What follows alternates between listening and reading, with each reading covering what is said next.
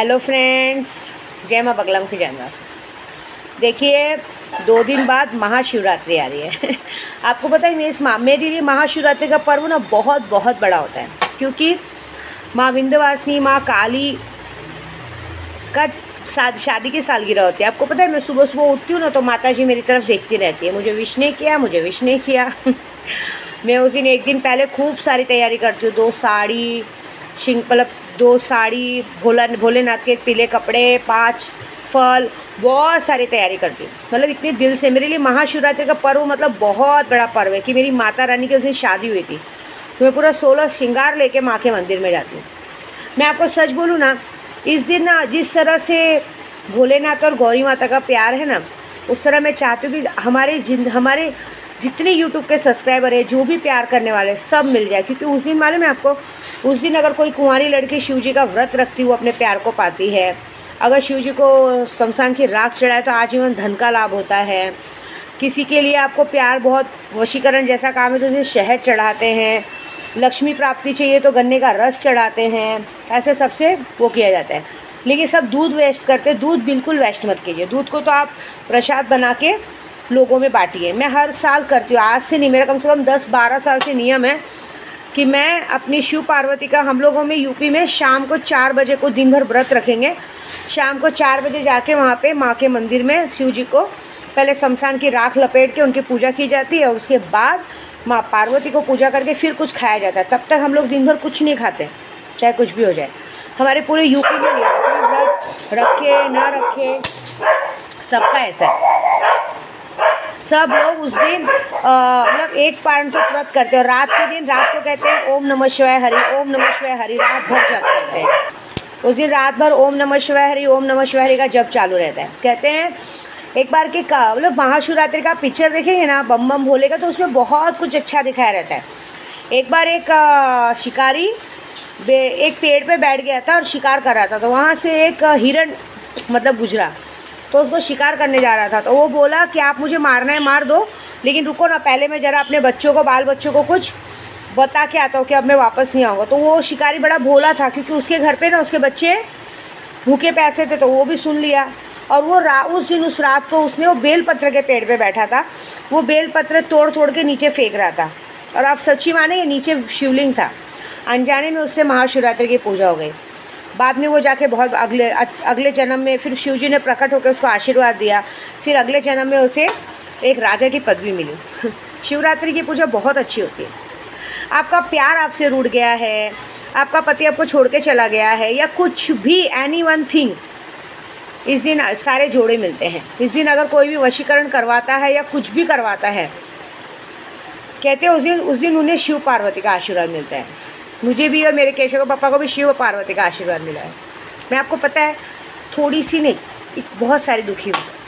मुझे क्या लगता है मालूम है कभी कभी कि मतलब छोड़ो, किसी के लिए कुछ बोलना नहीं, मुझे ऐसा लगता है कि मैंने शायद मेरे अंदर जितनी ताकत थी ना, उतना सारा प्यार मैंने अपने केशव के पापा को दिया, लेकिन शायद इतनी सी कहीं कमी रह गई हो कि वो मुझे समझ नहीं पाते। ऐसा नहीं है, कोशिश करते ना। शिव जी के लिए गाना है ना, प्यार मिल जाए पिया का, प्यार मिल जाए कि ऐसा प्यार मिल जाए, जोड़ी बन जाए कि ऐसी जोड़ी बन जाए, कि गौरी शंकर जैसी जोड़ी बन जाए, तोड़े से ना टूटे, जोड़े से ना छूटे। ये बहुत बड़ी बात है। अगर हम किसी को प्यार करते हैं ना, तो जिलो जान से प्यार करते हैं। एक और सिखाती हूँ, आप अपने प्यार से नाराज़, आप अपने प्यार से गुस्सा होइए, नाराज़ होइए, लेकिन दुश्मनी मत कीजिए। मैं अपने प्यार से नाराज़ होती हूँ, गुस्सा होती हूँ, लेकिन दुश्मनी नहीं करती। मैं एक पल आता है, उसमें उसे उसके हाल पे छोड़ देना चाहिए। उसे एक बच्चा होता है, वो चलता है, उठता है, गिरता है, चलता है, उठता है, गिरता है, उसे छोड़ देना चाहिए। मतलब उसे ऐसे हाल पे छोड़ देना चाहिए। सॉरी, थोड़ा रोना आ गया था। मतलब उसे छोड़ देना चाहिए अपने हाल पे। वो गिरेगा उठेगा, गिरेगा उठेगा, तो उसे समझ में आएगी दुनिया कैसी है। दुनिया बनाती नहीं है, दुनिया बिगाड़ती है। कोई किसी को सुखी नहीं देख सकता, चाहे माँ हो, चाहे बाप हो, चाहे कोई भी हो, उनको सिर्फ अपना दिखता है। और एक बात बताऊँ, महाशिवरात्रि के दिन है ना, जो भी इंसान, कोई भी इंसान चाहे भगवान की लाख पूजा कर ले, लेकिन अगर किसी प्यार करने वालों को अगर वो अलग करता है ना, उसको बहुत गंदा श्राप मिलता है। एक जैसे एक नाग नागिन के जोड़े को अलग किया हो ना, तो वो जो उनके दिल से हाई निकलती है ना, वो बहुत गंदा श्राप मिलता है। वो हम बोलेंगे नहीं, लेकिन अंदर से एक जब इंसान तड़पता है ना किसी के लिए, तो वो अंदर की जो हाई निकलती है ना, वो सामने वाले को जाके फटाक से लगती है और ऐसी हाल होती है ना कि चारों खाने चित्त कर देती है। क्योंकि देखो, कोई बोलेगा नहीं, कोई बोलेगा नहीं, सामने वाला आपको नहीं बोलेगा, कुछ नहीं बोलेगा, कोई परिवार के लिए, कोई मर्यादा के लिए शांत बैठेगा, लेकिन अंदर की जो हाई निकलती है ना, जिम्मेदारी करते करते इंसान, एक वक्त ऐसा आता है कि आखिर में आदमी हाथ जोड़ लेता है। मैं एक बार की कहानी बताती हूँ आपको। एक घर था, उसमें मियाँ बीवी, एक परिवार था। उस परिवार में मियाँ बीवी परिवार बहुत खुश थे, है ना। भोलेनाथ के पुजारी थे, ये भोलेनाथ की कहानी है। वो लड़की हमेशा 16 सोमवार व्रत करके अपने पति को पाई थी। ससुराल गई, ससुराल अच्छा मिला, पति बहुत प्यार करने वाला मिला, लेकिन कुछ घर वाले अच्छे नहीं मिले। लेकिन वो लड़का बहुत अच्छा था। कहते हैं ना, आज के युग में श्रवण कुमार था। उसने हमेशा अब सबका ध्यान बखूबी रखा, माँ बाप का भी, परिवार का भी। एक वक्त आया, उसको पता नहीं रहता था, वो सुबह जब काम पे निकल जाता था ना, उसके बाद उसकी माँ अपनी बहू को खूब ताड़ना देती थी, काम करवाना, उल्टे शब्द बोलना, अशब्द बोलना, सब बोलना। वो हमेशा भोलेनाथ जी के सामने जाके रोती थी कि भगवान मैं क्या करूं, क्योंकि वो भी अपने पति को कुछ नहीं बताती थी, क्योंकि उसे ऐसा लगता था कि अगर मैं अपने पति को बताऊंगी तो कहीं मैं अपने पति की नज़रों में गिर न जाऊं। उसके हाथ में छाले रहते थे, रात को जब पति आता था देखता था कि उसके हाथ में छाले हैं, पैर में छाले। हालांकि उसके पति को सब पता था कि उसकी माँ उसकी बीवी के साथ क्या बर्ताव कर रही है, तो भी वो माँ का आदर कर रहा था। माँ का आदर करते करते एक दिन भोलेनाथ ने उसके सपने में आके उसे दर्शन दिए।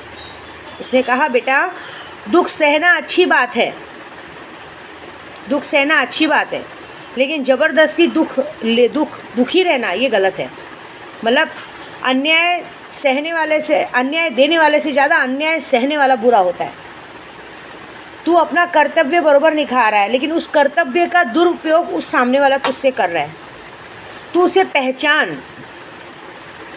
कोई ये नहीं कह रहा है कि तू उन्हें छोड़ दे, लेकिन कोई ये कह रहा है तो ऐसा मत कर। वो सुबह उठता है, नहाता धोता है, अपनी माँ के सामने बैठता है, माँ के चरण दबाता है, माँ को कहता है, माँ मैं एक बात कहूँ? तो माँ बोलती, बोलना बेटा क्या हुआ? तो बोलता है, माँ मेरी बीवी से आपको कोई दिक्कत है? तो माँ बोलती है, नहीं तो मुझे क्यों दिक्कत होगी, तो आप उससे रोज़ परेशान क्यों करती हैं? तो माँ बोली, मैं कहाँ परेशान की, देखा ना बेटा उसने मेरी शिकायत करी थी ना आखिर तुझसे।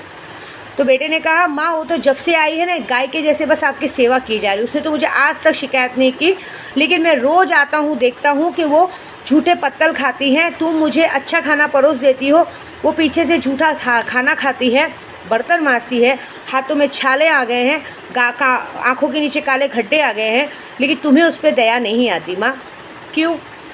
अगर मेरी बहन ससुराल से आएगी तो अगर मेरी बहन के साथ भी ऐसा होगा तो तुम्हें चलेगा माँ? तो वो बोलती है, वो उस वक्त ऐसे बोलती है कि बेटा मुझे ये सब मत सुना, तुझे ऐसा लगता है, क्योंकि वो लोग कुछ मतलब कहते हैं ना, 2 बेटे रहते हैं उसको, कुछ तो है, और बहन रहती है, 2 बेटे रहते हैं, 3 बहनें रहती हैं उसकी, तीनों बहनें शादी करके चली जाती हैं और एक भाई रहता है, बड़ा भाई। तो वो बोलती है कि तू मुझे अपनी बीवी की वकालत करने आ रहा है क्या? बोलता है, माँ मैं वकालत करने नहीं आ रहा हूँ, मैं आपसे एक निवेदन लेके आया हूँ कि अगर आपको मुझसे या मेरी बीवी से कोई भी तकलीफ़ है तो हम यहाँ से निकल जाते हैं। तो माँ बोलती, ठीक है जैसे आपकी मर्ज़ी, जा सकते हो। तो वो अपनी बीवी को लेके निकलता है, तो बीवी कहती है, अरे आप ये क्या कर रहे हैं, वो तो मेरी माँ है, वो दुख देती है तो ठीक है। तो वो कहता है कि नहीं अब बस, क्योंकि तुम बर्दाश्त कर सकते हो, मैं बर्दाश्त नहीं कर सकता ना, मैं कितने दिन बर्दाश्त करूँगा। मैं कितने दिन श्रवण कुमार बन के मैं बेटे का फ़र्ज़ तो बखूबी निभा पा रहा हूँ, लेकिन पति के फ़र्ज़ में मैं पीछे रह गया हूँ कहीं ना कहीं। मैं सोच ही नहीं रहा हूँ तुम्हारे लिए, तुम्हारे साथ वो क्या कर रही हैं। तो बेटा निकल जाता है, माँ तो घमंड में रहती है कि उसके पास एक और बहू है ना, क्या कर लेंगे। वो दोनों तो चले जाते हैं अपनी रूखी सूखी गांव के बाहर एक कुटिया में अपनी ज़िंदगी भोलेनाथ के भरोसे बनाते हैं। अब भोलेनाथ तो रुष्ट रहते हैं, भोलेनाथ यहाँ उनको सबक सिखाते हैं, बड़ी बहू की मति फेर देते हैं। अब जैसे वो छोटी बहू पे ताड़ना करती थी, बड़ी बहू को बोलती थी बेटा मुझे ज़रा खाना ला दे, वो ला दे। बड़ी बहू बहुत प्यारी थी ना, तो उसको कहती बिटिया खाना ला दे, वो कर दे। तो वो क्या ताने मारती माने, मैं छोटी नहीं हूँ माँ, मैं छोटी नहीं हूँ जिससे आप जब देखो काम करवाओ, ये करवाओ वो करवाओ। आपको गरज है आप उठो और बना के ले लो, मुझसे मत बोलो। ये तो भोलेनाथ की लीला रहती है ना। ऐसे कुछ दिन बीतते हैं, एक दिन आता है, एक दिन छोटे वाले के मन में आता है कि अपनी बीवी को बोलता है चलो हम माँ से मिल के आते हैं, मुझे माँ की बड़ी याद आ रही है। उस दिन महाशिवरात्रि का दिन रहता है, वो महाशिवरात्रि का व्रत रखी रहती है, उसे अपनी गलती का बहुत एहसास हुआ रहता है। वो रोती है भोलेनाथ के सामने, सर पीटती है कि भगवान मेरा बेटा, मुझे छोटा बेटा मुझे वापस कर दे, मुझसे गलती हो गई, मैंने उसकी कदर नहीं की। वो आता है और देखता है अपनी माँ को बर्तन मांजते हुए, फटे हुए कपड़े पहने हुए, तो आके बोलता है अरे माँ आपका ये हाल, उठिए। तो माँ बोलती है मेरी गलतियों, मेरे कर्मों की सज़ा मिल रही है बेटा मुझे। जो चीज़ अच्छी थी मैंने पहचानी नहीं, और जो बुरी थी पहचानी। तो बेटा बोलता है कि माँ यही होता है, जो करोगे वो यहीं भरोगे, मतलब जैसा करोगे यहीं भरना है। अगर आप किसी पे एक उंगली उठाओगे ना तो चार अपनी तरफ रहती है। चलो माँ मैं अपनी कुटिया में लेके चलता हूँ। तब अंदर से बड़ी भाभी आती है, उसको तो शिवजी ने वो किया रहता है ना, आके बोलते देवर जी आप मुझे भी माफ़ कीजिए। तो बोलते हैं अरे क्यों भाभी, आप क्यों माफ़ी मांग रही, आप तो मेरी माँ के साथ ऐसे किए।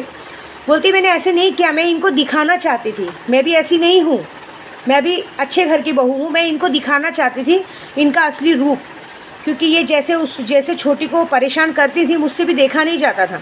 ये मुझे लाड़ प्यार देती थी, जो कि मुझे लाड़ प्यार की ज़रूरत नहीं थी, लेकिन ये जानबूझ के छोटी को, क्योंकि वो छोटे घर से आई है, गरीब घर से आई है, ये उसे ताड़ना देती थी। बस उस सबक को सिखाने के लिए मैंने ये सब कुछ किया था। फिर वो सास से माफ़ी मांगती है, पूरा घर एक होता है, महाशिवरात्रि की पूजा करते हैं, हर हर महादेव बोल के, बोलिए हर हर महादेव, बम बम भोले। महाशिवरात्रि की पूजा करते हैं और शिव जी साक्षात प्रकट होकर कहते हैं कि मेरा व्रत वो न रखें जिनके मन में कूटता है, वो है, मेरा व्रत वो रखें जो घर परिवार की मर्यादा जानता हो।